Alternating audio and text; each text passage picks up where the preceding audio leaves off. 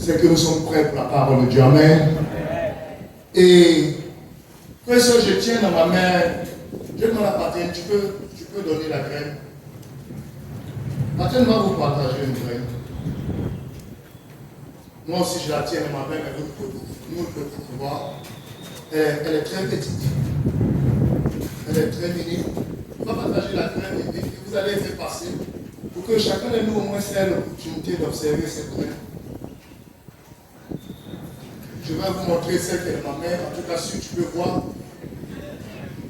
Donc, je vous montre la graine. Quand vous allez finir, vous allez faire passer la graine. Mais ce que je vais vous demander ce matin, c'est de regarder cette graine. Regardez-la. Si petite et insignifiante. Pourtant, elle contient en elle une forêt. Frère et soeur, dans ta main, tu as une forêt. C'est une forêt que vous voyez comme ça, une forêt tout entière. Mais vous voyez, ce qui est extraordinaire, c'est que pour que cette graine devienne un arbre, elle doit d'abord mourir. Elle doit mourir, elle doit mourir. Et quand je parle de mourir, vous voyez comment elle est solide. Elle doit se casser. Elle doit se casser. En plus de se casser, elle doit se décomposer. En plus de se décomposer, et quand elle le fait dans l'obscurité. Jamais elle ne se décompose dans la lumière. Elle se décompose dans l'obscurité de la terre, où personne ne voit. Là où personne ne voit. Et c'est seulement après cette transformation invisible qu'elle peut enfin porter le fruit. Waouh, elle est extraordinaire. Je vais la déposer. Frère, je vous ai présenté cette graine parce que notre génération est obsédée par l'impact visible. Par tout ce qui est vu. Si ce n'est pas vu, ça ne m'intéresse pas. Nous sommes à une époque où montrer compte autant que être. Tu peux ne pas être, mais si tu sais montrer, on croira que tu es. Nous sommes dans cette génération. C'est pourquoi tu dois faire très attention à tes photos. Parce que si tu sais montrer des photos où tu es joli, on te verra joli. Peu importe comment tu es. Vous savez comment c'est important. Et même des logiciels sont fabriqués pour qu'on arrive à montrer. Amen. Aujourd'hui, combien de personnes, quand tu finis de publier quelque chose, tu viens après pour voir combien ont liké. Si tu as publié qui n'ont pas liké, tu te poses la question de savoir si tu es. Parce que personne n'a liké. Or, je pensais que c'était bon. Mais comme il n'y a pas de like, alors je ne suis pas. Mais si j'ai 60 000 likes, je suis devenu. Aujourd'hui, nous voulons des succès rapides. Aujourd'hui, on peut mesurer notre influence. Quand tu parles de quelqu'un, on dit il a 1 million de followers. Si tu joues avec lui, quand tu vas dans les entreprises qu'on veut te payer en tant que marketeur, on dit combien de personnes suivent ta page. Et plus de personnes regardent ce que tu montres, alors tu es. Si on ne regarde pas ce que tu montres, tu n'es rien. Et nous sommes dans ce monde. Dans un monde où nous sommes intéressés par ce qu'on voit. Les applaudissements. Si ce n'est pas les applaudissements, c'est les titres. Frères et sœurs, nous négligeons la seule chose qui donne vraiment à notre vie un poids éternel. La transformation invisible. La transformation invisible. Vous savez, aujourd'hui, nous sommes dans un monde qui mesure mal. Nous accumulons ce qui brille. alors que Dieu pèse en nous ce qui sanctifie. Frère et sœur, Jésus n'a jamais couru après l'influence. Jésus n'a jamais mené des campagnes de marketing. Il n'a jamais eu de followers. Il n'a pas cherché à plaire aux puissants de son époque. Il ne l'a pas fait. Pourtant, 2000 ans après, son nom est encore sur votre lèvre. Mais j'ai envie de poser la question, pourquoi? Pourquoi? Parce qu'avant de changer le monde, il s'est laissé transformer dans l'ombre. Frère et sœur, il a priorisé l'être et paraître. Il a embrassé les épreuves de sa vie. Il a pratiqué l'écoute, l'empathie. Il a agi par vocation, non par calcul. Il a agi pour la cause, pas pour être reconnu. Il a compris que l'authenticité crée un impact durable.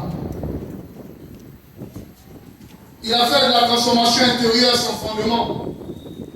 Donc lui, il avait une influence réelle qui s'enracine dans l'intégrité.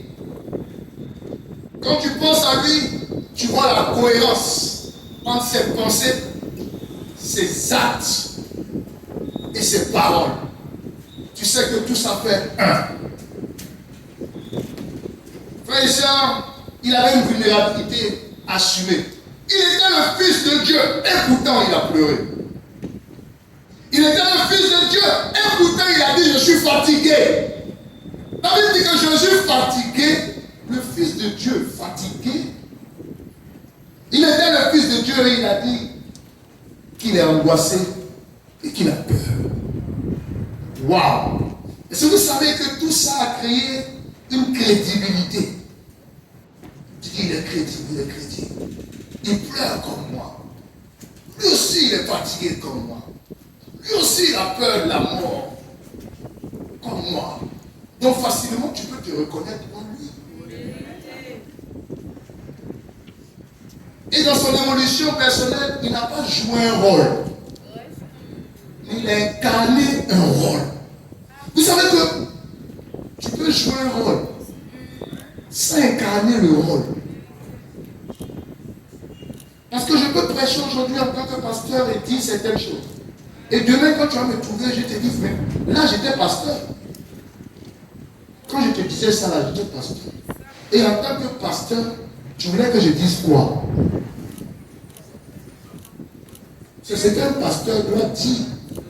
Que j'ai dit, oh, aujourd'hui je ne suis plus pasteur. Donc ce que j'ai dit quand j'étais pasteur, ça ne compte pas. Aujourd'hui parce que je ne joue plus le rôle. Lui n'a pas joué un rôle. Il a incarné un rôle. Il était le rôle. Amen. Frère et soeur, je veux ce matin décourager quelqu'un. Pour lui dire que la reconnaissance est éphémère. Seule la cause reste. Seule la cause reste. Aujourd'hui, chacun de nous doit se poser une question. Est-ce que je veux briller ou bien je veux porter du fruit? Parce que vous avez vu cette graine, non? Est-ce que tu veux briller ou bien tu veux porter le fruit? Parce que le brillant s'efface, mais le fruit demeure. Les applaudissements s'éteignent, mais une vie transformée impacte des générations. Dans 10 ans, de quoi souhaiterais qu'on se rappelle de toi? Tu penses qu'on va se rappeler que tu es passé ici et qu'un jour tu as présenté un fruit? On se rappellera d'une seule chose, de la vie que tu as transformée. Oui, de la vie que tu as transformée. En fin de compte, nous remarquons que c'est dans l'absence de spectacle, dans dans l'absence de spectacle que réside la plus grande puissance du transfert. Frères et sœurs, ce matin, regardons-nous vraiment, prenons un miroir et regardons-nous, regardons-nous. Qui sommes-nous quand personne ne nous regarde? Que faisons-nous quand rien ne nous applaudit? Où tu investis quand seul Dieu te voit? Où tu investis? Alors ce matin, je veux vraiment qu'on arrête de courir après l'apparence de l'influence.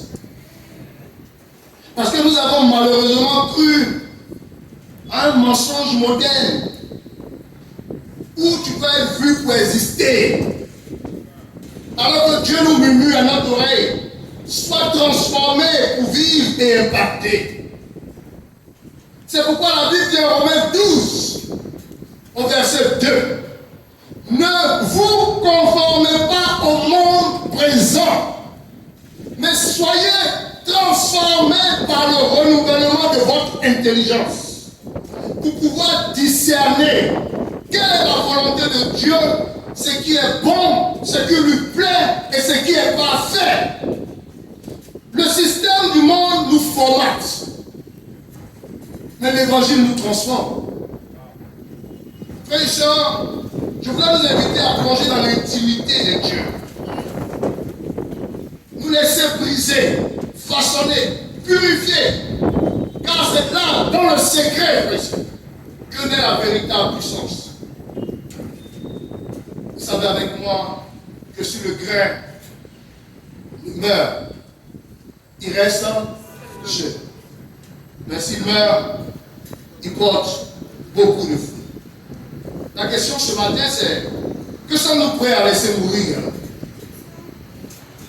pour enfin vivre une influence qui compte pour l'éternité? Malheureusement, on veut la puissance de la résurrection, mais on ne veut pas la souffrance de la crucifixion. Oui, on veut multiplier les pains, mais pas geler. C'est la partie de la Bible qui nous intéresse, la multiplication des pains. Si on veut ressusciter les morts, mais on ne veut pas passer du temps à genoux. On parle de Dieu, on ne l'écoute plus. Aujourd'hui, tout le monde veut parler de lui, mais personne ne veut l'écouter. Le pire encore, on veut être aimé du monde, alors que nous sommes appelés à la transformer, à le transformer plutôt. Comment peux-tu aimer? Comment veux-tu être aimé de ce que toi tu dois changer? Il y a un problème. Comment veux-tu plaire à ce que toi tu dois transformer? Comment veux-tu copier quelque chose que tu es venu pour changer? Comment veux-tu avoir comme repère ce que toi, ton but et ta destinée, c'est transformer? Qu'est-ce que tu peux transformer ça? Il y a un problème. Frère, la Bible dit en Matthieu 5, verset 13 à 14, vous êtes la lumière du monde et vous êtes le sel de la terre. Si le sel perd sa saveur, avec quoi? Le sel honte. Avec quoi? Si le lumière ne brille plus, à quoi elle sert? À quoi elle sert? Frère et sœurs, l'église a échoué. L'église a échoué parce que l'église aujourd'hui veut impacter sans être transformée. Frère et sœurs, l'église a échoué. Son rôle devrait être d'inspirer le monde. Mais l'église devient un frein en s'accrochant à ses pensées mondaines, en s'accrochant à son caractère mondain et en s'accrochant à ses motivations mondaines. Frères et sœurs, le modèle de Dieu a toujours été de transformer pour impacter. Et c'est mon premier point. Transformer pour impacter. Le modèle divin. Frères et sœurs, j'ai lu ma Bible. J'ai lu ma Bible, je l'ai feuilleté. Et j'ai découvert s'appelle Moïse. La Bible dit que pendant 40 ans, qu'est-ce qu'il a pour 40 ans? 40 ans en tant que prince en Égypte, il a été formé. Il était en formation pendant 40 ans. Et après la formation, il a fait 40 ans comme berger dans le désert. En humiliation, il est passé de prince à berger. Et après cela, après 80 ans, Dieu l'a choisi pour être libérateur seulement pendant 40 ans. 80 années de formation pour 40 ans d'activité en tant que libérateur. Est-ce que vous ne convenez pas avec moi que Dieu transforme pour impacter? Frères et sœurs, peut-être que vous ne connaissez pas l'histoire de Joseph. Mais dès que Joseph est vendu, du jour où on l'a vendu, jusqu'à ce qu'il soit gouverneur, 14 ans.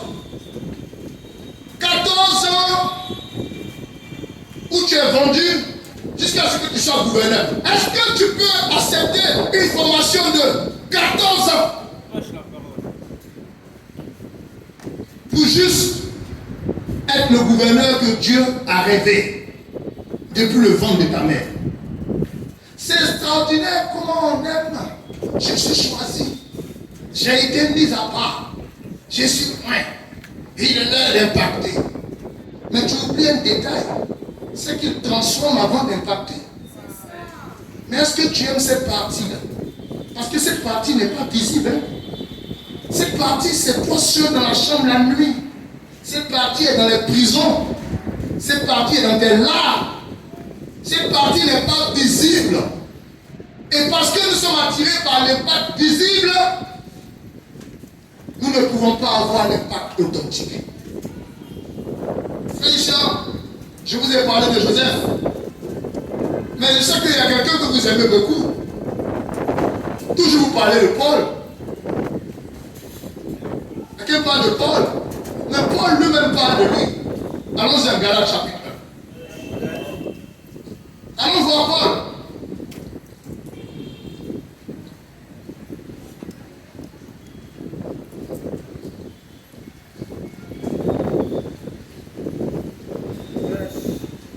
On va voir Paul, frère, transformé pour impacter.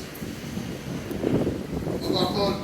En Galates, au chapitre 1, il dit, lui-même raconte, de 15 à 24, et je lis. Suivez avec moi.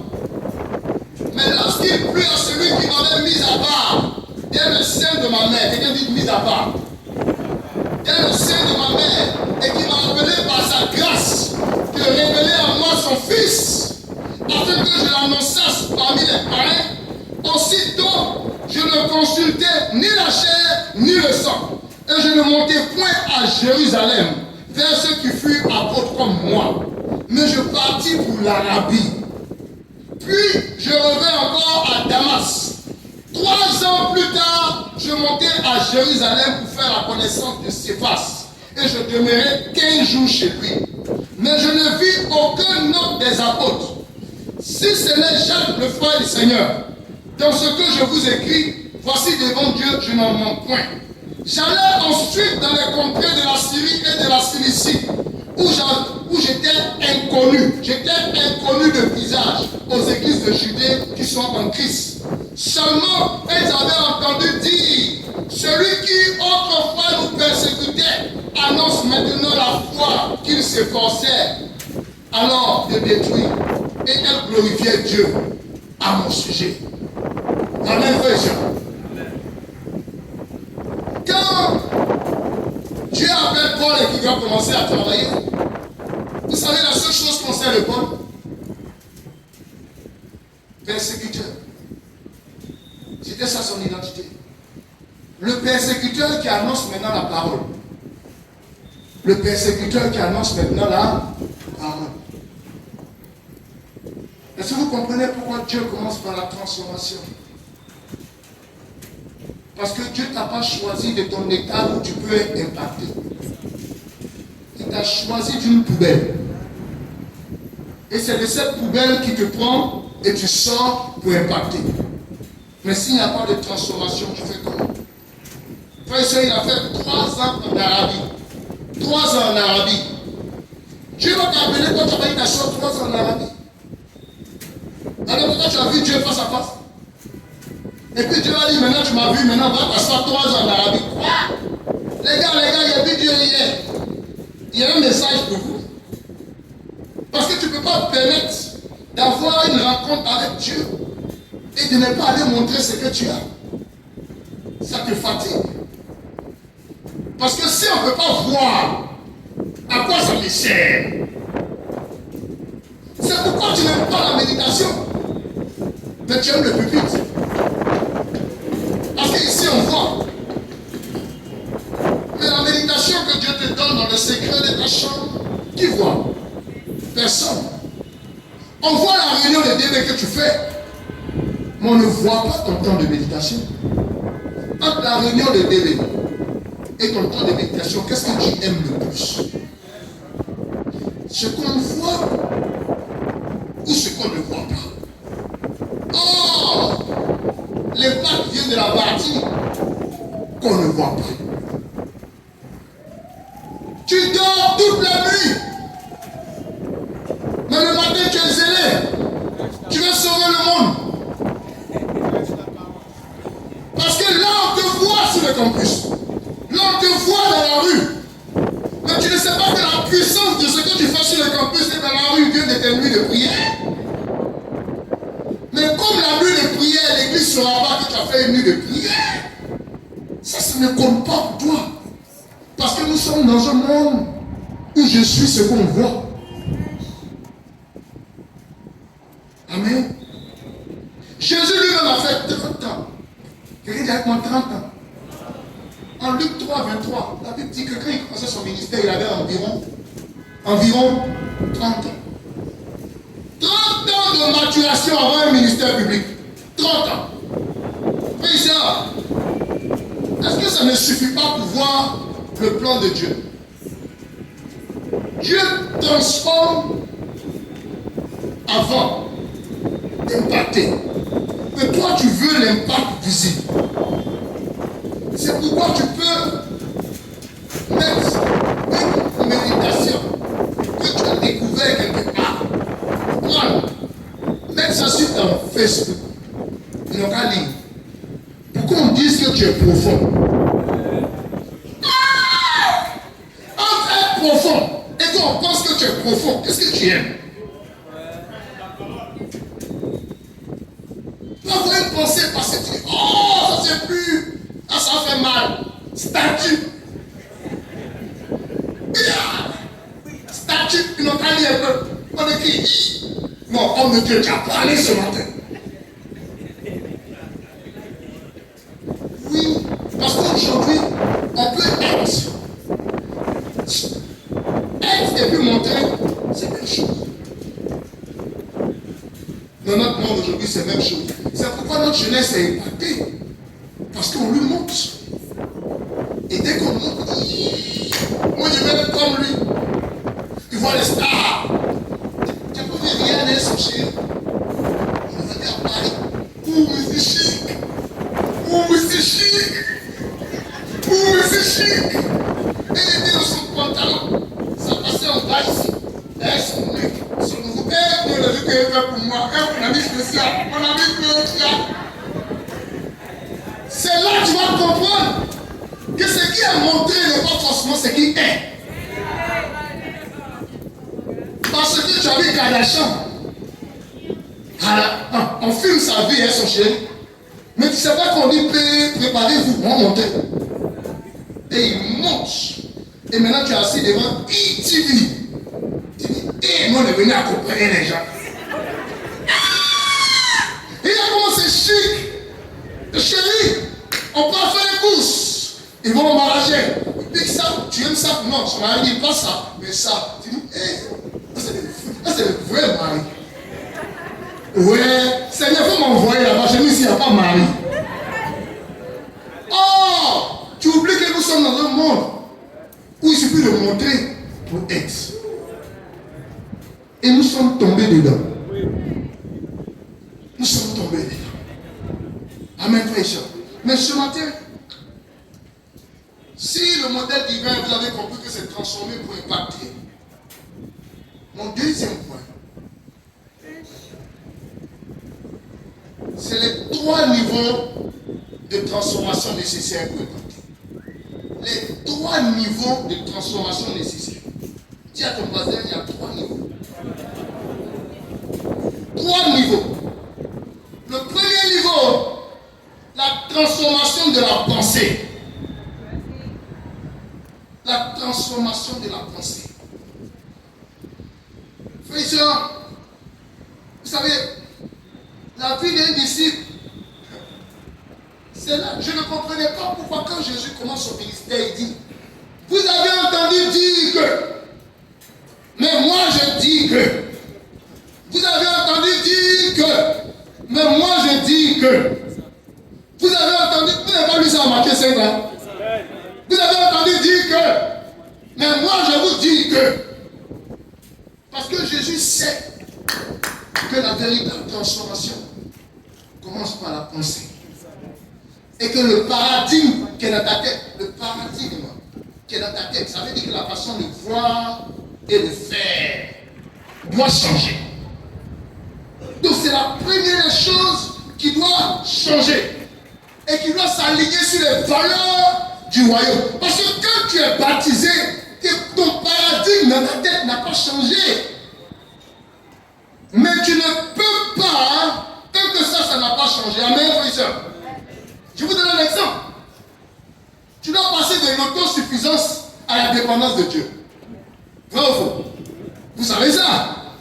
L'autosuffisance à la dépendance. L'ancien paradigme dit quoi? L'ancien paradigme dit compte sur tes propres forces, ta sagesse et ta réussite. Est-ce qu'on nous a pas enseigné comme ça?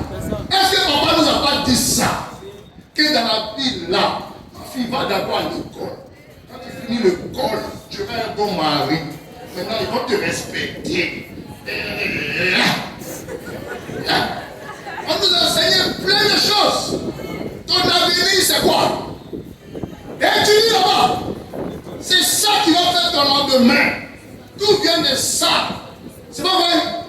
Et maintenant, l'enfant grandit. Quand il attrape ça, et tu lui dis, ton avenir dépend de Dieu. Dis de quoi tu parles. De quoi tu... Mon avenir dépend de quoi? J'ai bossé. Ou bien j'ai pas bossé. Et j'ai bossé pour garantir quoi? L'avenir. Non, c'est que tu me dis là, je ne comprends pas. Attention, c'est pour ça que moi je ne dormais pas. On m'a dit que l'avenir va être préparé si je bosse. J'ai eu le bac. J'ai eu mon master. Je travaille. J'ai 2 millions. Tu parles de quoi? Demain. C'est assuré. C'est en banque. C'est un... Ça, c'est l'ancien paradigme. Et puis Jésus arrive. Il dit, sans moi, vous ne pouvez rien faire. Ah! Jésus, tu dis quoi? Mon papa, ma maman m'a dit que je peux faire. Et puis maintenant, tu dis que sans moi, vous ne pouvez rien faire. Nouveau paradigme. Ça veut dire quoi? Ça veut dire que cette vie des disciples, tu n'as pas cette conviction sur sans moi. Vous ne pouvez rien faire. Tu ne peux pas la vivre. Ça veut dire que Jésus nous appelle à vivre maintenant par la foi. Dans l'humilité. Parce qu'il dit sans moi, vous ne pouvez rien faire. Tu dois accepter ça. Ou ne dois pas accepter ça. Quelqu'un te trouve, quand tu complains, tout ça, il dit sans moi, tu ne peux rien faire. Ça veut dire qu'il te dit à partir d'aujourd'hui, sache qu'au-dessus de toi, il y a quelqu'un. Et je m'appelle qui? Jésus. Il dit, tu as douté de ça. Il dit, tu as douté de ça. Jésus ne te pas dit, tu as douté de ça. Il te dit que sans moi, tu ne peux rien faire. Tu dis foutaise. C'est faux. Allons-y, on va voir. Jésus dit, tu vas venir me dire que sans moi, tu ne peux rien faire. Ça, c'est le nouveau paradigme. Donc, il t'appelle à une soumission à lui. Mais si tu ne crois pas ça, tu ne peux pas. Mais c'est profond dans notre tête. Et ça se voit dans ton attitude de chaque jour. Ou bien, quand tu crois que sans quelqu'un, tu ne peux rien faire, tu as une manière de te comporter envers cette personne. Vrai ou faux? Est-ce que ton attitude attitude montre que sans lui, tu ne peux rien faire. Frère, je vais vous donner un autre exemple. Il va nous faire passer du matérialisme au trésor céleste. Vrai ou faux? Vrai ou faux? Qu'est-ce qu'on nous a appris? Accumule les richesses et plus tu en as, plus tu es. Quelqu'un dit avec moi, tu es bien. Tu es en sécurité. Ça veut dire quoi? Si tu as ton argent, au moins si tu es malade, tu peux te soigner.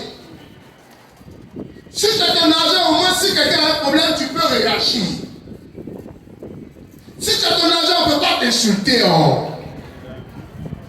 Cherche ton blé, ils vont te respecter. Est-ce qu'on nous a pas enseigné ça?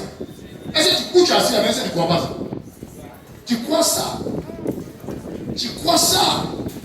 Mais c'est un paradigme que tu dois faire disparaître. Amen. Ou bien, il y a le revers. Ou pour les disciples. Souvent, certains disciples pensent que comme preuve de consécration, tu dois être pauvre.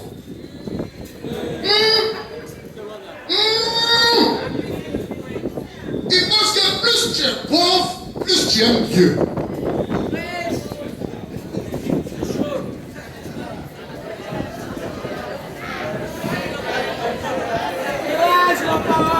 C'est pourquoi quand il voit un serviteur de Dieu dans la galère en train de souffrir, il dit ouais, lui là, il est pauvre.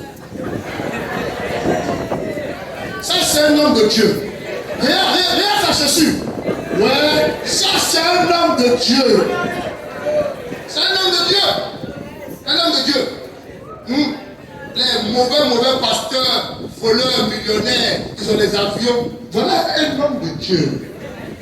Et un tabouret chez toi dans ton salon. Toi, tu es un vrai homme de Dieu.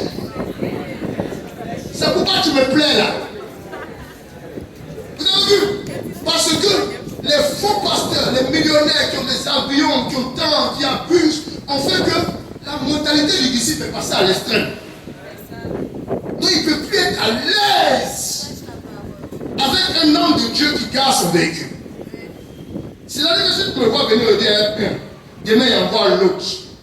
Et puis après demain il envoie l'autre. Tu as dit,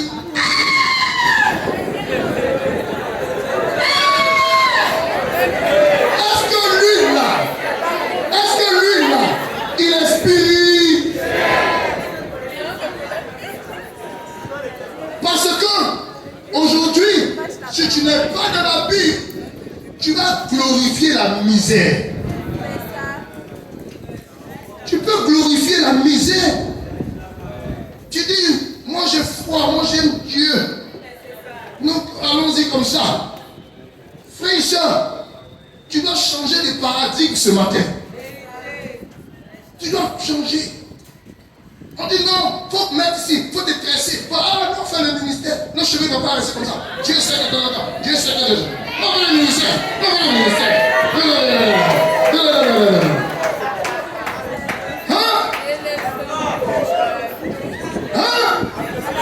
Toi, tu penses que tu es spirituel parce que tu as une chemise qui a un col déchiré? Qu'est-ce que ça veut dire ça? Frère, attention au piège. Attention au piège. Il y a un piège qui oppose matériel et spirituel. Alors que Dieu a créé tout. Ou bien quand on est Genèse là, Dieu a créé le matériel et le spirituel. Mais le monde veut quoi?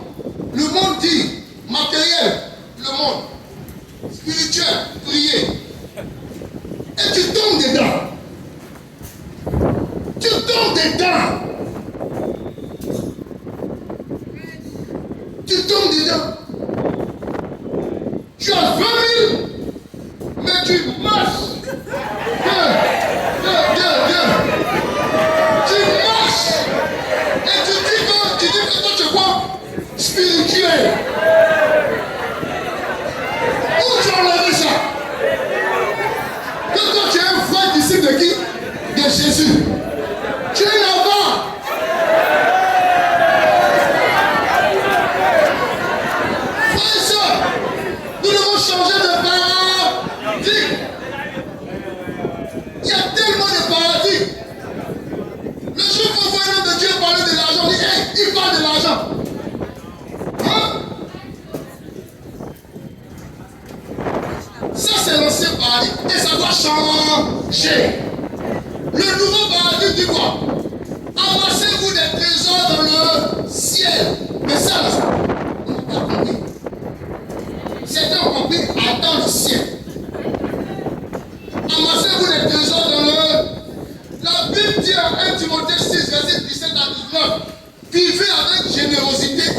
détachement. Est-ce que quelqu'un comprend ce que ça veut dire? Vivez avec générosité et détachement. Ça veut dire quoi? Le problème n'est pas ce que tu as. Le problème est quand tu prends ce que tu as là comme si c'est ça qui fait ta vie. C'est ça qui est le problème. Quand le matériel peut faire que tu vas jeter Dieu, devenir impoli, parce que tu as le Dieu. Dieu dit, il vient pour toi. Mais Dieu n'a pas dit de ne pas avoir le matériel. Si tu peux te détacher de ça. Amen, frère. Le problème, c'est que ce qui fait mal, c'est que nous sommes là, nous avons beaucoup d'étudiants. Mais quand vous allez travailler demain et toucher 200 000, 300 000, c'est fini l'étude publique. C'est fini une demi-semaine. C'est fini. Vous devenez fou. Parce que tu travailles, tu peux faire, tu ne peux plus faire DB. Parce que tu travailles. C'est fini. Ça veut dire quoi? Ça veut dire que tu t'es attaché à ce que tu as. Mais c'est en ce sens-là qu'on a peur que tu aies l'argent. C'est pour ça que Dieu te laisse comme ça. Parce que toi, tu ne peux pas avoir 1 million et au pays. Tu ne peux pas avoir 2 millions et au pays. Et tu viens voir les hommes de Dieu, on n'a pas prié, tu as envoyé 1 million. C'est moi, c'est que quand tu as envoyé 1 million, tu t'en vas. On laisse galère, tu as laissé moi. Parce que tu ne m'as pas montré que tu es capable de gérer le matériel que Dieu te met dans ta vie. Mais frère, c'est pour ça qu'on a des problèmes. C'est pour ça qu'on a des problèmes. Quelqu'un vient me dire, vous ne prêchez pas ce qu'on a qu'à travailler, vous ne montrez pas le marketing, vous ne parlez pas, je dis, on n'a même pas commencé à prêcher, tu es parti. On n'a même pas commencé à montrer comment faire pour faire les entreprises, comment faire pour gérer l'argent, comment faire. On n'a même pas encore bien commencé, tu ne fais plus de bébé. Et quand on va te montrer les règles pour que matériellement tu sois assis là, est-ce que tu vas nous respecter encore?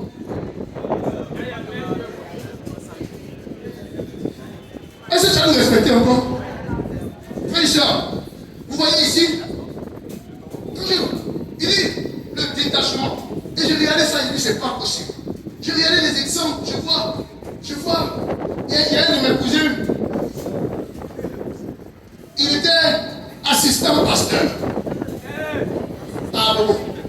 Il s'est marié dans leur église. Et frère, il s'est marié, on allait le soutenir. Après ça, il vient voir ma tante, il dit, il va payer son loyer. Après ça, il dit que comme ça ne va pas maintenant, elle va travailler. Lui, il prêche la parole. Après ça, frère, ce que je pense à cette histoire, à cause de lui là, le jour que j'ai dit que je m'en vais en plein funérailles de la famille. Parce qu'il leur a donné un modèle où il a attaché Dieu à la misère. On l'a vu qu'il venait prendre. Mais on arrive chez eux, il n'y a pas à manger. On arrive chez eux. Mais tu arrives, tu dis, mais attends, tu es sûr que tu étais assistant pasteur?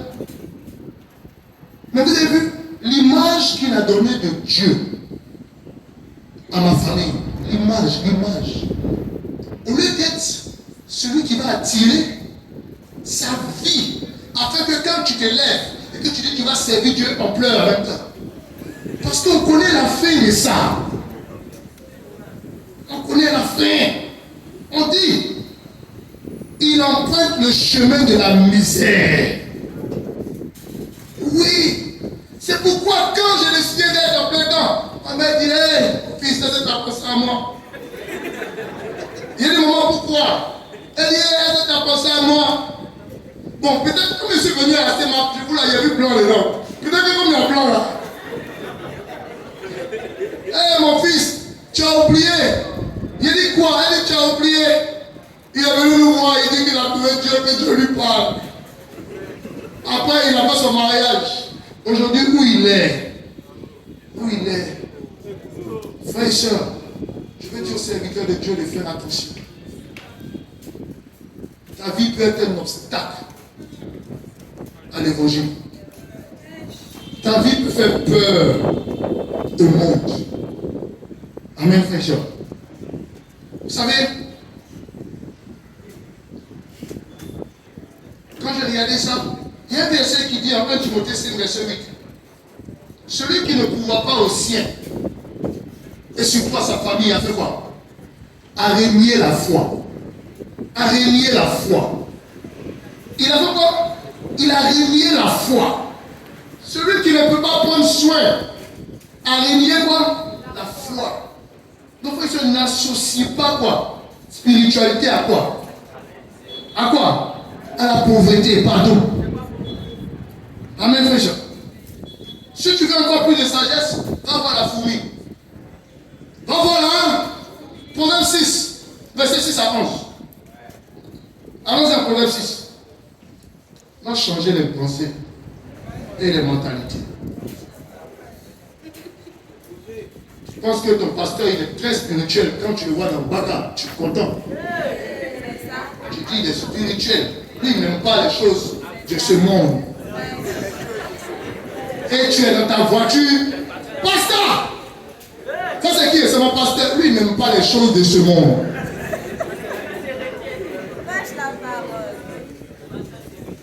Mes chers, Proverbe 6, 6 à 11. Et comme ça te plaît que tu as cette mentalité, vous pouvez laisser les hommes de Dieu dans la précarité. Il y a des églises qui laissent les hommes de Dieu dans la précarité. Oui, c'est une malédiction, vous savez pas ça? Riez. C'est une malédiction. Parce que c'est le rôle de l'église d'éviter que le serviteur ne soit pas dans la précarité. Quand on prêche ça, vous dites on prêche l'argent. On lit la Bible. Vous, quand vous venez chez nous, c'est pour prendre même pour partir ça. Homme de Dieu, il n'y a pas de transport, vous payez. Parce que toi, tu parles à Dieu et il te donne. Tu parles à Dieu et il te donne. Proverbe 6 à partir du verset 6 à 11. Va vers la fourmi paresseux. Considère ses voies et devient sage. Elle n'a ni chef, ni inspecteur, ni maître. Elle prépare à mettre sa nourriture. Elle en marche pendant la moisson de quoi manger. Paresseux, jusqu'à quand seras-tu couché? Quand te lèveras-tu de ton sommeil? Un peu de sommeil, un peu d'assouplissement, un peu croiser les mains pour dormir et la pauvreté te surprendra. Frère et soeur, celui qui ne travaille pas, mange pas. Si tu veux, il faut jeûner. Si tu veux, il faut prier. Quand tu finis, Dieu dit lève-toi. Va bosser. Va bosser. Même à Jésus, l'argent ne venait pas du ciel. L'argent venait du ciel? Non, la Bible dit que Jésus avait un trésorier. Jésus n'avait pas de trésorier. Il s'appelait comment? Judas. Jésus avec les femmes qui le soutenaient de là quoi? Sinon il était pauvre. Il était pauvre. Frère, vous voyez, ça c'est pour bien comprendre matérialiste et trésor céleste, tu dois changer. Tu dois comprendre quelque chose encore. Entre pouvoir et service, ça doit changer de tes pensées. Dis pouvoir et service. L'ancien paradigme dit quoi? On nous a formés pour quoi? Avant que nous soyons disciples, on nous a formés pour quoi? Un jour j'écoutais mes amis de Jésus France 4. On était à une formation. Et puis il leur a demandé quelles sont vos aspirations. Et il dit, moi monsieur, moi je veux être reconnu. Il dit ouais. Là tu veux quoi? Avant que moi je meure, moi je veux être reconnu. Mon nom, le nom que tu vois comme ça. Le monde entier. Bon, comme ça. Et était là, il dit, ambitieux.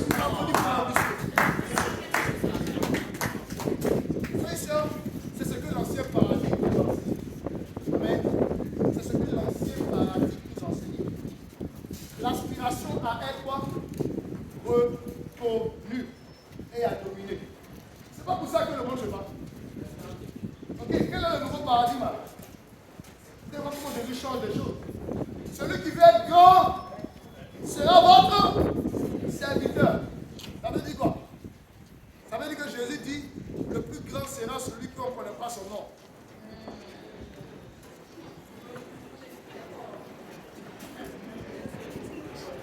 En réalité, le plus grand, ce sera celui qui est nameless.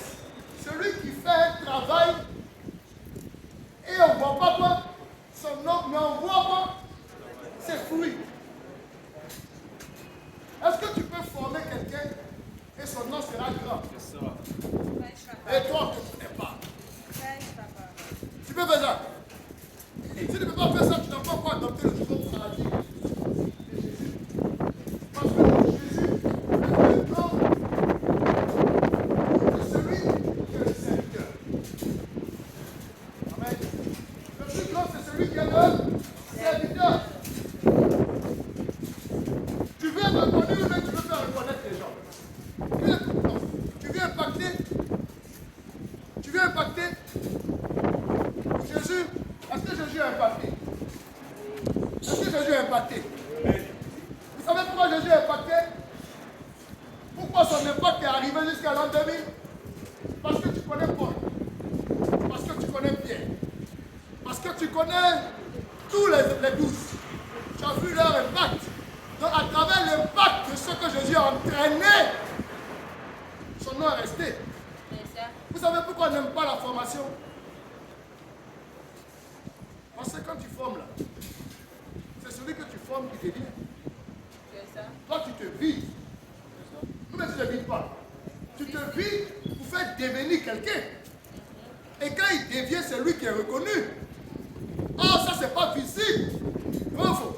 Et comme c'est pas visible, on n'aime pas la formation.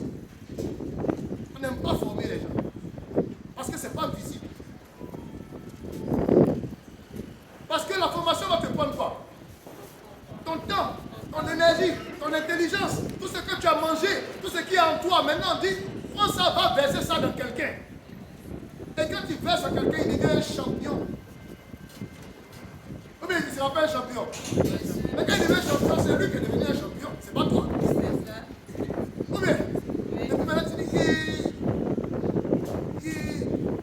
c'est moi qui ai fait cette terre. C'est moi qui ai fait celui-là. Amen, frère et soeur. Si tu n'aimes pas servir, mais que ton but c'est d'être reconnu, tu ne peux pas impacter. Commence à changer ça. Parce que la formation n'est pas visible. Où tu laves ses morts, où tu coupes tout ce qu'il est, où tu enlèves toutes ces saletés, où ça te prend ta vie, c'est pas visible.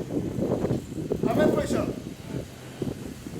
Et toi aussi, ne laisse pas former avant de chercher à impacter.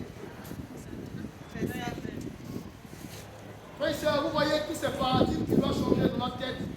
Il y a beaucoup de paradigmes. Je suis juste en train de vous dire qu'il faut une révolution mentale. Une révolution mentale. Vous savez pourquoi? Parce que ton cerveau là, c'est le champ de bataille. C'est ici que ta vie commence. Dans ta tête. Nos pensées déterminent notre vie. Oui. Avant toute transformation visible, il doit y avoir une révolution invisible pour ça. Dans ta façon de penser. Tu es chaud pour ce qu'on voit. Change ce qu'on ne voit pas dans ta tête là d'abord. Parce que si ce qui est dans ta tête change, la transformation sera visible. La bataille, c'est dans ton esprit renouvelé. Et puis, ça, vous comprenez avec moi que le changement de pensée est le combat le plus décisif. Le combat le plus décisif. Amen, frère et sœur. J'ai envie de dire, il y a un passage qui dit, tel est l'homme. Proverbe 23, verset 7. Car il est tel que sont les pensées de son âme. Ça veut dire quoi? Ce que tu es aujourd'hui là, c'est le résultat de quoi? Ce que tu es aujourd'hui là, c'est le résultat de quoi? Tes pensées. Tu es le résultat de tes pensées. Donc ça veut dire quoi? N'accuse pas quelqu'un sur ta situation présente. C'est la somme de tes pensées qui t'a amené à ce que tu es aujourd'hui. N'accuse pas. Tu es pauvre. Tu es pauvre. Tu as eu des pensées qui rendent pauvre. Je vais dire amen. Oui. Tu as eu des pensées qui rendent pauvre. Tu es épuisé. Tu es fatigué. Tu as eu des pensées qui fatiguent. Parce que le passé, j'ai vu un monsieur qui a garé sa voiture et derrière il avait ses parents. Et il a mis sur coup de l'an 2000. Et il gare au parking et il vivait un peu. Il passe, dit mon frère, la vie est un peu ouverte. Et il passe à mon cas, Et je le regarde et je me mets à danser aussi. Mais j'ai pensé, quand je l'ai laissé, j'ai dit, mais voici quelqu'un, c'est pas parce qu'il a l'argent. Mais lui, il a décidé que lui, sa vie serait une vie de joie. Donc il a réfléchi à ce qu'il doit faire pour être joyeux. Et je passais, comme je le regardais, il a dit, tu te rappelles de ce son-là. Oh, on se connaît. Oh, toi, dans ta pensée, on ne parle pas à un info. C'est toi qui es comme ça.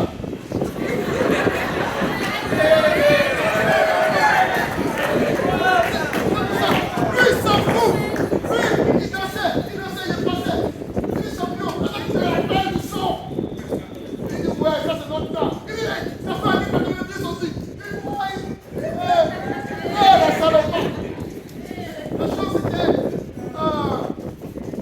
sauvez-moi.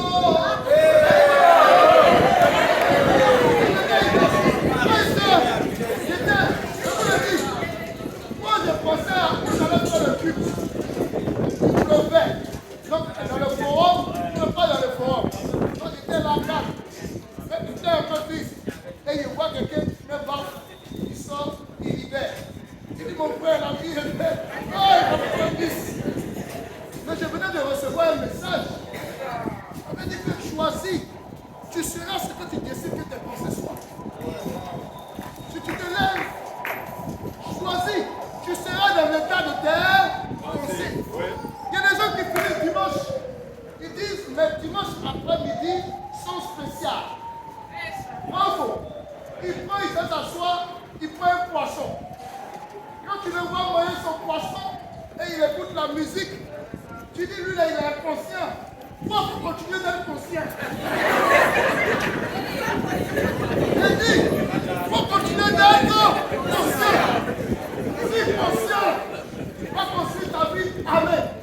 Mais lui, il ne peut pas laisser ses journées passer.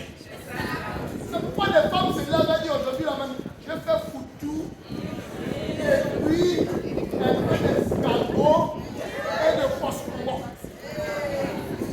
Elle met ça de sa sauce. Tu dis, mais pourquoi aujourd'hui tu ne peux pas? Elle dit, c'est ça que j'ai envie de manger. Tu décides de ce que ta vie sera en fonction de tes pensées. Mais si tu marches avec, ils m'ont dit ça, ils m'ont fait ça, ils veulent me finir. Tu vas parler, le résumé de ça, ça va te faire parler seul dans la rue. Tu vas parler seul dans la rue. Amen, frère et soeur. Choisis tes pensées. Choisis tes pensées. Frère et soeur, est-ce que vous savez pourquoi? C'est crucial. Parce que si tu ne choisis pas tes pensées, ta réalité est en fonction de tes pensées. Donc, à partir d'aujourd'hui, quand tu vois quelqu'un dans sa réalité, il ne faut pas chercher loin. Ouvre sa tête. Ouvre sa tête, c'est dedans. Dis à ton voisin, c'est dedans. C'est dedans. Ouvre sa tête, c'est dedans. Amen, frère. Tu dois comprendre que, frère, vous savez pourquoi je vous dis ça? Parce que le monde façonne par défaut votre mentalité. Le monde façonne par défaut. Ça veut dire que si tu restes comme ça, tu vas avoir une mentalité.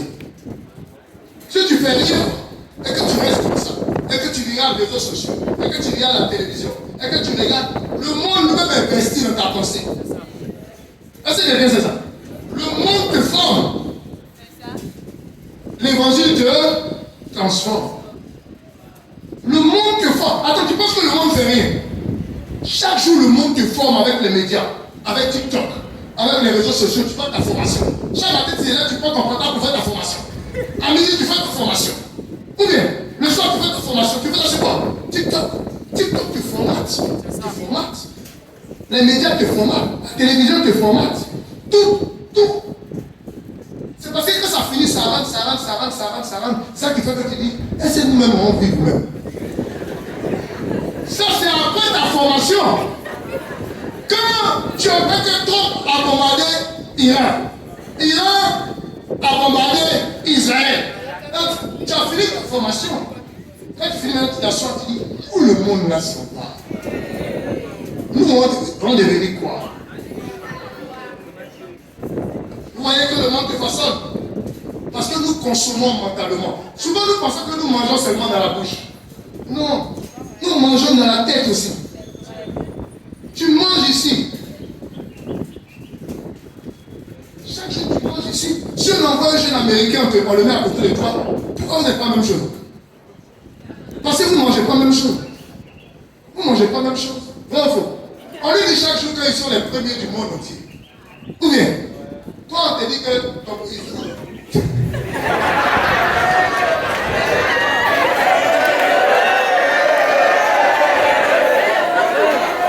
chaque jour depuis l'école, on dit que vous êtes les plus puissants.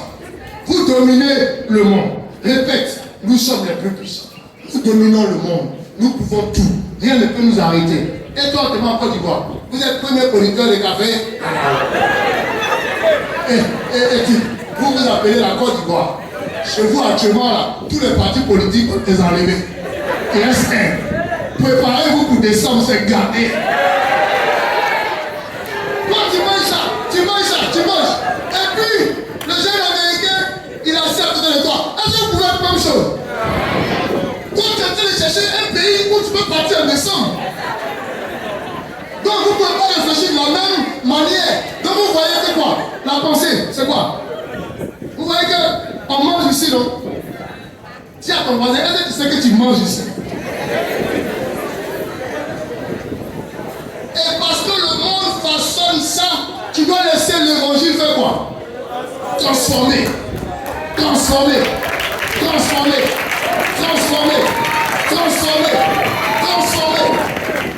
le monde dit pour lui, toi tu prends ton verset. Tu dis que la Bible dit. Que le monde dit, toi aussi tu médites. Et la Bible dit. Parce que tu seras ce qui est rentré ici. Amen. Et pourquoi encore tu dois transformer ta pensée? Parce que Satan attaque les pensées. Satan attaque les pensées. Satan met dans ta tête ce qu'on appelle une forteresse. Dis avec moi forteresse. Quand il dépose une forteresse, il dit dans la vie, quand tu es trop gentil, on abuse de toi. Satan dépose ça là-bas. On a qu'à te former comment. Toi, cette phrase-là, c'est là. Donc, le formateur te forme, c'est la générosité, c'est les top, tu dis. Comment? Bon message. Mais tu sais, dans la vie, quand tu es trop gentil, on abuse de toi. Le formateur dit encore, il dit, hey, la Bible dit, au verset 1, soyez généreux, aimez-vous les généreux.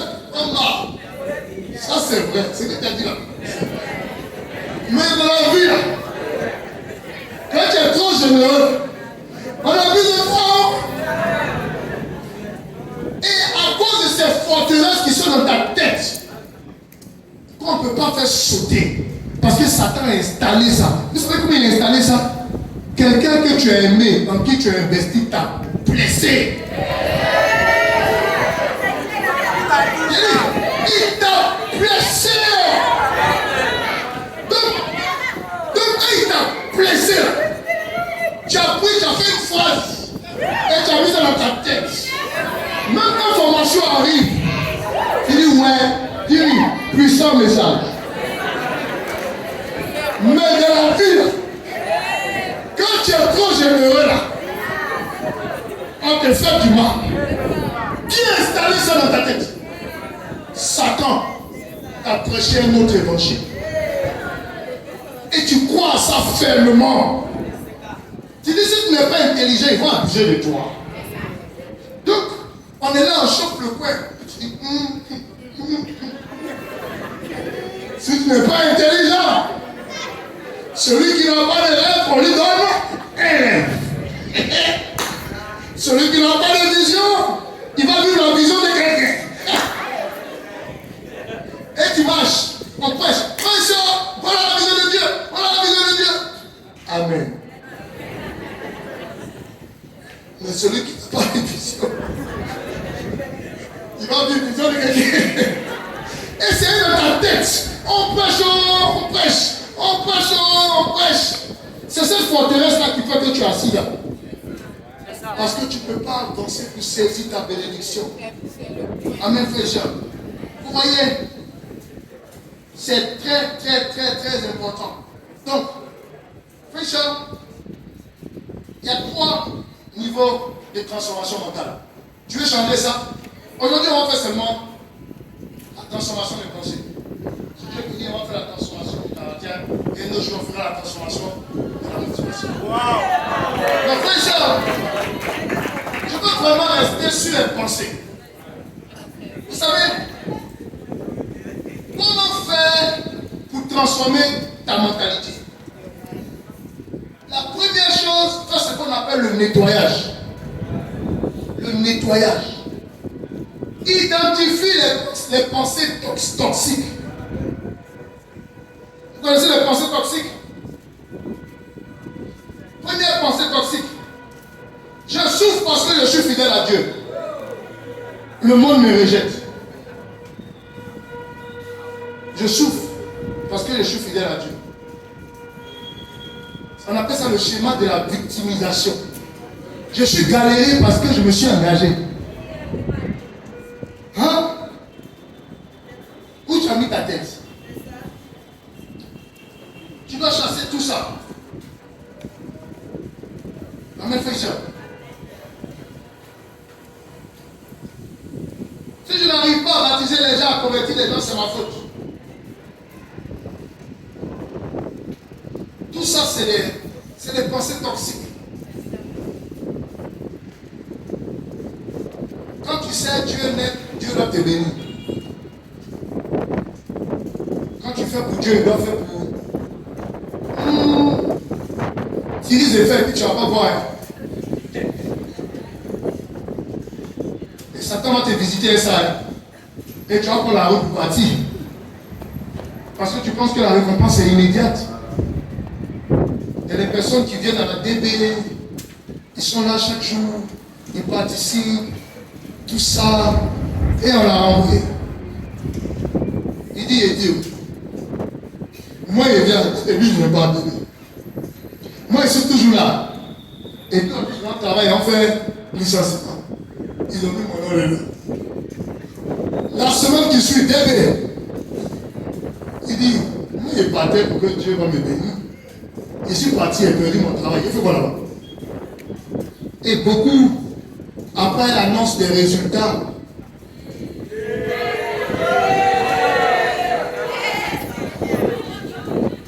concours de tronc commun, on a perdu beaucoup de...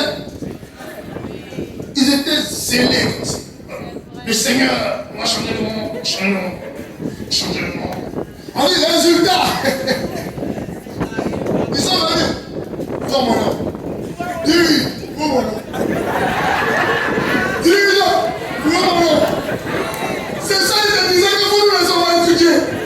Tu veux qu'on regarde son nom le monde. Toujours en fait bébé. Toujours en fait bitch. Toujours en fait bébé. Si elle dit aujourd'hui, vous n'allez plus me voir. Vous n'allez plus me voir. Frère, est-ce que tu connais Dieu même? Il faut enlever ça dans ta pensée. Il faut enlever dans ta pensée la mentalité de pénurie. La mentalité de pénurie. Des gens qui vivent une vie de privation. Ils vivent une vie de privation. Parce que ce qu'ils savent de la religion, c'est qu'ils ont déjà vu les moines. Donc lui, il ne porte pas ça. Lui, il ne met pas rouge à lèvres. En tout cas, lui, même quand tu l'invites, même alors ça sera dans le codo, il dit les gens boivent à côté. On ne peut pas s'asseoir ici. On dit, ah champion, sur la table, il n'y a rien. Il dit, mais il y a là-bas, il boit bien. Champion, on n'a qu'à quitter ici. Quand tu danses, même il dit, la danse que tu fais là, c'est mon nez. Il dit, comment tu peux danser pour faire... Non, pour ça que tu bouges, ça c'est un esprit. La sœur, parce que je vois ton tissage là. Esprit de Mami Waka.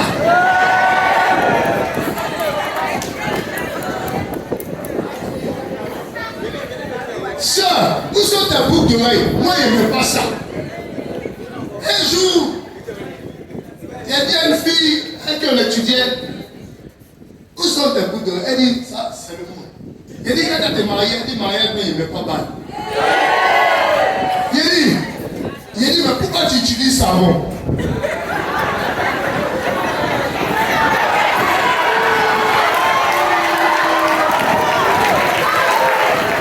Savon, maintenant, c'est pour le monde. Dieu a créé l'eau, mais Dieu n'a pas créé le savon. Pourquoi tu utilises savon? Pour partir dans la lagune, tu vas te rincer. Tu vas te rincer. Parce que l'eau que tu utilises là, à la maison, là, on met chlore dedans.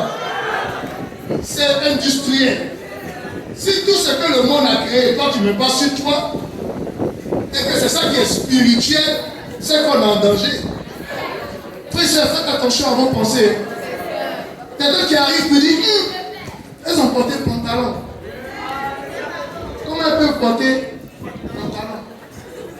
Quand on va en Écosse, tu as dit comment ils peuvent porter jupe. Et on va t'envoyer quelque part là-bas, tu es arrivé, tu as vu un gars, c'est Drake. Il est chrétien, il peut faire Drake. Champion, si tu veux te faire au Mali, fais-le au Mali.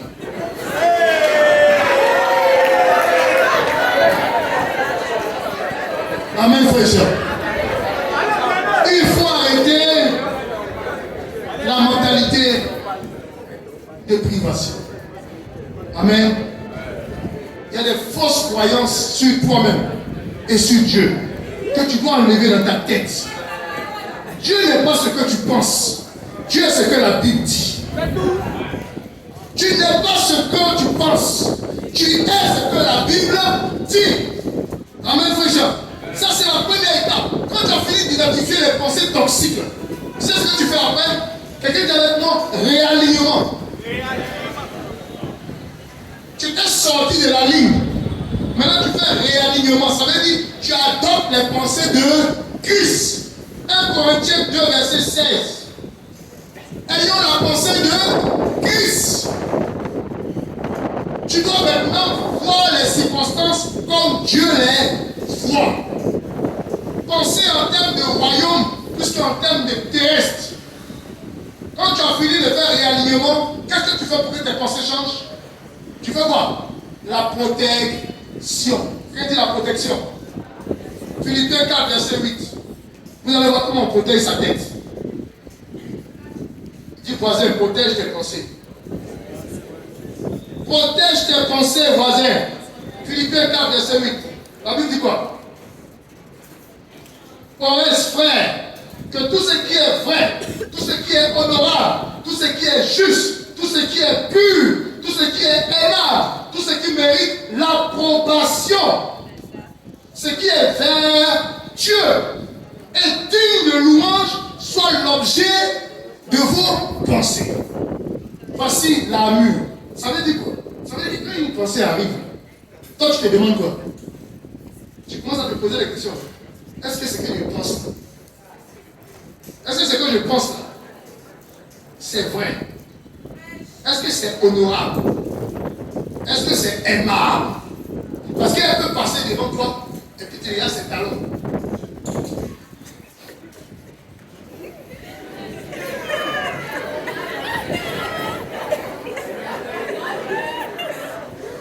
si on peut connaître ça, on peut.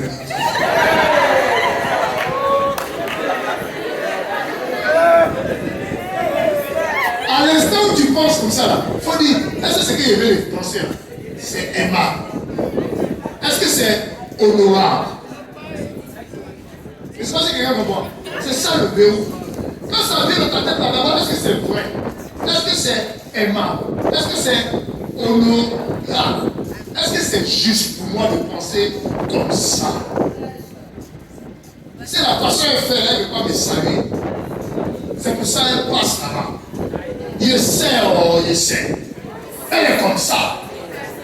Est-ce que ce que tu penses là, c'est vrai? Est-ce que c'est juste? Est-ce que vous savez que ça peut être vrai et qu'il ne peut être aimable? Comment vous savez ça? Ce que tu penses peut être vrai, mais ce n'est pas aimable. Donc je rejette ça. Ce que tu penses peut être vrai, mais ce n'est pas aimable. Ce n'est pas honorable. Et comme ce n'est pas honorable, on laisse dans ta tête. Amen. Est-ce que c'est vertueux? Est-ce que c'est digne de... Ça veut dire que quand tu as dit à ton voisin, il va dire waouh, extraordinaire. Est-ce que quand tu as dit, il y a ces chaussures, il va pincer là? Ou bien, vous savez, on se met, il y a un ami un jour, on s'est mis à genoux. On s'est mis à genoux. Et quand on s'est mis à genoux, vous savez, quand on se met à genoux là, le bas de ta chaussure là, ça sort. Et en bas de mes souliers, il y avait un trou. Et quand il fait comme ça, après il dit, en bas, toi tu ne peux pas mettre ton nœud ailleurs. Toi, c'est tout qui est en bas de mes pieds. Après le jour, quand on dit à genoux, maintenant, je ne sais plus comment aller mettre mes pieds.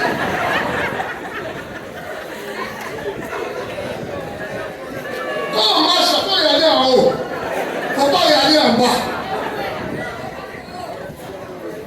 Et un autre jour, premier jour de la semaine, le jeudi, je cherche mes chaussettes. Et puis, je trouve un et un autre. Donc, il a dit, bon, puisque c'est même couleur, c'est pas grave. Donc, il y a un qui arrive ici. Et puis, il y a un qui arrive en haut ici. Je prêche la parole, je finis seulement 2025, je prêche. Et je suis dans une position comme ça. Je me suis oublié. Donc, un en bas ici, et l'autre est en haut. Je suis assis à la maison, je vois photo de la sémence. Les caméramans et les photographes, c'est ça ils ont pris pour moi sur Facebook. J'ai pris mon téléphone d'abord. J'ai dit, Anderson Amani, est-ce que tu as un problème avec moi? Quand toi-même tu as vu une photo là, est-ce qu'on peut mettre dans le monde entier un homme de Dieu comme moi qui a chaussé de différentes tailles? Il dit, je vais pas faire attention.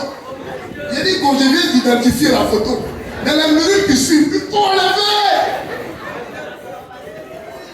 Après, il a appelé l'adjoint. Il dit, adjoint, photo que vous avez mis là. Vous prenez photo là aussi là. Regardez-nous un peu. Est-ce que la photo que tu as mise est aimable? Je ne sens pas à travers cette photo que tu m'aimes. Parce que c'est un moment où il fait ma bouche comme ça. Et tu fais plaque. Et c'est ça que tu as envoyé dans le monde entier. Non, ce n'est pas un. Quand tu es aimable, quand tu prends les photos là, tu dis ça là, il ne veut pas. Ça là, il jette. Ça là, il jette. Que ce qui est aimable soit l'objet de vos pensées. Amen, frère. Très important. Réalignement. Et pour finir sur les pensées, puisque je vous ai montré quoi faire, mais je ne vous ai pas montré comment faire. La première des choses, comment faire, quelqu'un dit immersion dans la parole de Dieu. Psaume 119, verset 11. Je serre ta parole dans mon cœur, afin de ne pas pécher contre toi. Voici comment on fait ça. Tu veux changer tes pensées? Quelqu'un dit avec moi immersion. Vous savez ce que ça veut dire immersion, non? Immersion, ça veut dire quoi? Plonger. Est-ce qu'une partie est dehors? Voilà. Ça veut dire que toi, ton tout, là, ça devient quoi? La parole de Dieu. On te parle petit, c'est bon, tu dis comme la Bible dit. On dit, frère, quand tu penses de ça, bon, comme la parole de Dieu dit, tellement que tu es rempli, tu es immergé par la parole de Dieu. Au point où plus rien de ta tête n'agit, si ce n'est ce que la Bible dit. C'est la seule manière, la véritable manière de changer quoi? Ses pensées. Donc quand tu as attaqué, qu'est-ce que tu vas faire? Les tue. Quand il y a des pensées que tu sais qui ne sont pas de Dieu, qu'est-ce que tu dois faire? Méditation. Tu dois aller. Donc quand ça change de réellement sur toi, il y a des choses qui ne comprennent pas qui te font mal. Quel est le réflexe? Tu dis immersion. C'est ma période d'immersion. Quand tu as attaqué, qu'est-ce que tu fais? Immersion. Quand tu es tenté d'expliquer une circonstance que tu vis, qui est très difficile à traverser, qu'est-ce que tu vas faire? Immersion. Je suis en période d'immersion. Parce que Satan va t'attaquer. Il va t'attaquer par la galère. Tu vas vouloir arrêter tout. Quand ça arrive, tu dois faire quoi? Immersion. Tu seras une difficulté, tu auras un besoin que tu ne pourras pas combler. Tu auras très mal. Et ça peut te faire dérailler. Qu'est-ce que tu dois faire? Immersion. Ton fils a un besoin. Tu sais que c'est urgent, mais tu ne peux pas combler. Si tu restes comme ça, tu vas dérailler. Qu'est-ce que tu dois faire? Immersion. Dans la parole de Dieu. La Bible dit.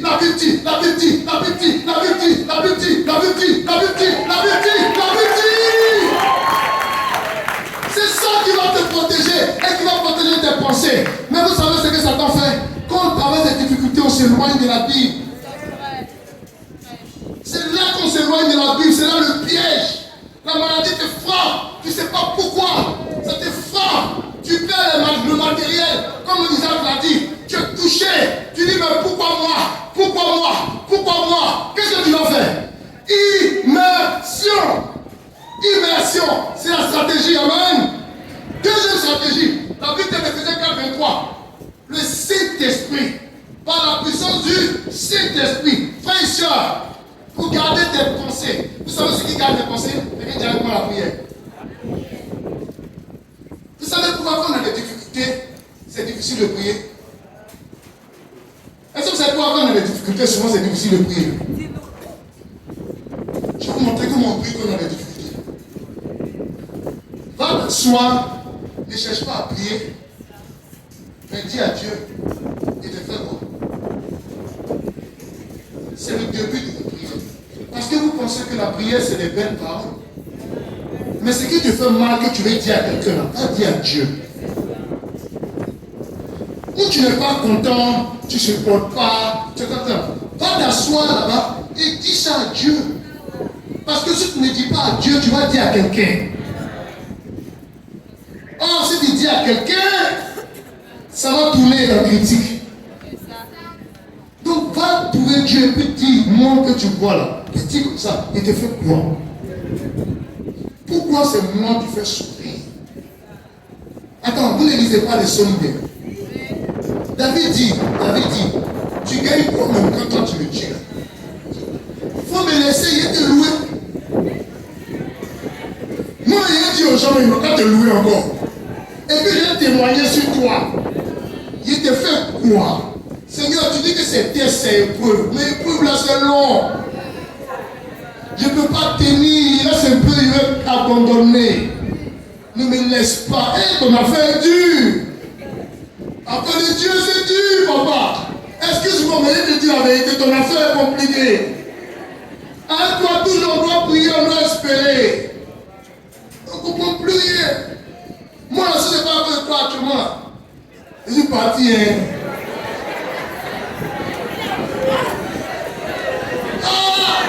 Papa, situation que je vis là, honnêtement, si tu m'as laissé, c'est ton nom qui sera gâté. Il est dit aux gens. Toi-même, tu sais que je suis chrétien, je suis disciple. Il est dit aux gens. que toi tu dis que toi, si on te laisse, celui qui te suit va avoir 100 fois plus. Où c'est? Pas de 100 fois plus que là. Où 100 fois plus là? C'est-à-dire que si il te laisse, il va avoir 100 fois plus. Où 100 fois plus là? Il ne peut même plus payer une pizza pour manger. Je vous parle des meilleurs temps de prière. C'est pas que l'alpha, que l'oméga, le commencement, et la fin. Tout ce que tu dis, ça vient. Mais pour moi, il n'est pas encore venu. Je ne sais pas ce que tu attends pour parler. Mais il faut parler ici pour moi un peu. Ah! La dernière fois, lui, il a donné son témoignage. Il a dit que quand il était dans le problème, tu l'as sauvé. Oui, il a écouté. Mais quand tu dis que tu ne fais pas exception des personnes, il te fait quoi? Tout ce qui s'est passé, il a sauté 2 fois seulement la dîme. Ah, Seigneur, si tu veux y être payé encore, et puis il est rattrapé. Mais il faut sciencer. Mais c'est ton fils. Mais c'est ton fils. Au moment où tu dis, si ton fils là, tes larmes vont couler. C'est ça la prière profonde. C'est pas la prière où tu dis, Dieu d'Abraham, Isaac, Jacob. Et tu finis ta prière, il est resté Dieu d'Abraham, Isaac et Jacob. Maintenant, toi, qui est ton Dieu? Qui est ton Dieu? Il faut prier, amen. Frère, la prière garde les pensées. Et après la prière, dernier point, frère, c'est qui garde la communauté de frères autour de toi. La communauté. Proverbe 27, verset 17 dit, le frère aiguise, le frère avec qui tu marches. Frère, les personnes que tu prends pour t'entourer peuvent te couler ou te sauver. Tes amis peuvent te couler en période difficile, ou bien ils peuvent te sauver. Ou bien vous avez oublié Jean. Il y a qui dit, il faut reconnaître que tu as péché à avancer. Jean dit non, il te dit, il faut te calmer. Si tu n'as rien fait, pourquoi Dieu va te faire ça? On vous dit de faire 2 études, tu ne fais pas 2 études.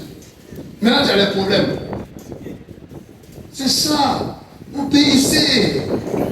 Obéissez. Obéissez. Regarde ton entourage. Dans les moments les plus difficiles, au moment où tu peux te poser des questions, quelqu'un dit, ah c'est ça là, vous n'étudiez pas la Bible. Maintenant tu as un problème. Quand on vous parle, vous êtes têtu. Vous êtes têtu. Dieu c'est ça. Dieu pour lui n'est-ce pas. C'est ça que tu es en train de vivre comme ça. Tu sais que ça peut te tuer. Ça peut te tuer. Ou bien il va te dire, ok viens on voit la liste des dîmes là. Viens. Parce que le problème peut venir de là. Toi tu sais. Donc voyons, en Syrie, il y a 3 fois. Ah bon. Tu comptes faire quoi? Et Dieu va régler ton problème. Vous voyez un peu? Par contre, tu peux avoir un ami qui dit l'empathie. Si je te comprends, je sais, c'est m'est arrivé. Je suis passé par là. Mais je n'ai pas abandonné. Et si moi je suis passé par là, ce que tu traverses aura une fin un jour. Toi-même, quand tu le quittes là, il a parlé. Hein? Est-ce que vous savez pourquoi certains faibles ne viennent plus? Est-ce que vous savez pourquoi? Son entourage est mauvais. Un jour, il a mal. Hein? Il a vu un truc anormal et il a mal. Mais il est un bruit dangereux. Donc dès qu'il aborde ça, il dit, ah, Champi, c'est maintenant que tu vois. Ah, c'est maintenant que tu vois. Non, on a vu ça depuis. Il dit, ils ont les foutaises. Ils ont les foutaises, même. La dernière fois, moi, j'étais assis, le vieux père, il est passé, il dit, où ton cahier, où ton bic? Où ton cahier, où ton bic? Mais le vieux père, moi, il le guette. Moi, il le guette. Moi, il le guette. Bon, comme le vieux père va passer encore, moi, il n'y a pas un cahier, merci moi. Ah, le vieux père arrive, le vieux père arrive. Mais le vieux père d'abord s'asseoir devant là-bas. Quand ils sont les pasteurs, les évangélistes, lui il veut chercher quoi dans l'évangile. Oh, il nous fatigue hein, à faire les mots de Bible ton cahier. Et puis un autre qui dit c'est pour tout ça, comment il vient pas non.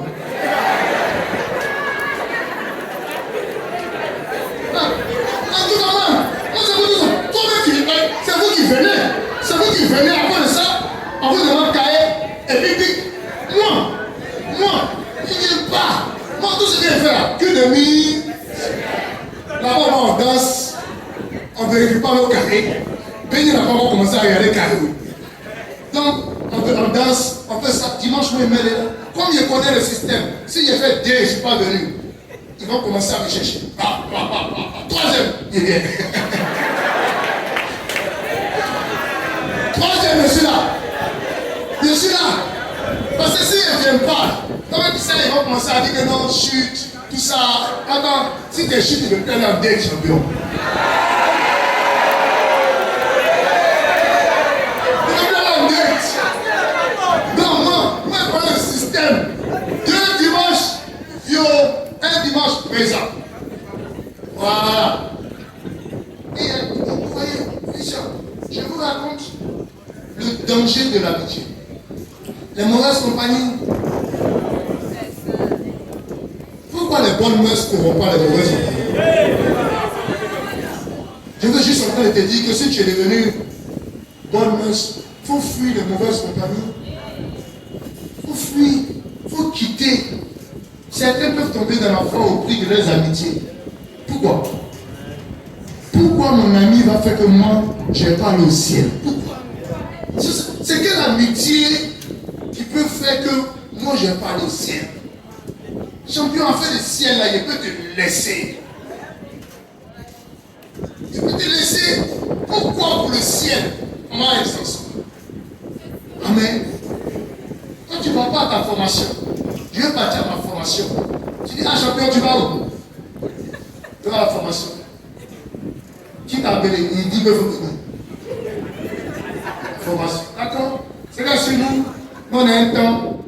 C'est comme quand tu veux partir. Il faut partir.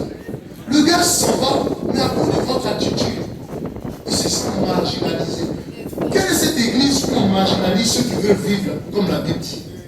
C'est comme s'il y a un groupe qui est là pour acculer ceux qui veulent vivre comme la Bible veut. Mes frères et sœurs, pour chercher la malédiction, tu vas acculer ceux qui veulent se faire former, ceux qui veulent aller au culte, ceux qui veulent. Faisons attention, amen. Faisons attention pour conclure. Mes sœurs, est-ce que vous savez comment je reconnais quelqu'un que la pensée a changé? Je vous dis, vous allez commencer à vous regarder pour voir où le travail doit être fait. Quand ces pensées sont renouvelées, la Bible dit, en Hébreux 5, verset 14, de l'Église après, qu'il a la capacité de distinguer le bien du mal. Ça, c'est le premier critère dont les pensées sont renouvelées. Il a le discernement. Quand tes pensées sont renouvelées, tu as le discernement. Tu sais ce qui est bien, ce qui est mauvais. Deuxième chose, quand tes pensées sont renouvelées, Jean 8, 32 dit, tu as une liberté intérieure. Ça veut dire quoi? Vous connaissez la vérité vous rendra libre. Donc tu seras libéré de tout schéma destructeur. Parce que ton intelligence est renouvelée. Tout ce qui détruit, ça va t'atteindre. Peu importe comment ça vient, ça va t'atteindre. Parce que ici, là, c'est renouvelé. Et puis une autre chose, ta vie de prière. Quand ton intelligence est renouvelée, tu as une bonne vie de prière. Frère et sœurs, quel schéma de pensée tu dois abandonner ce matin? Quel schéma de pensée?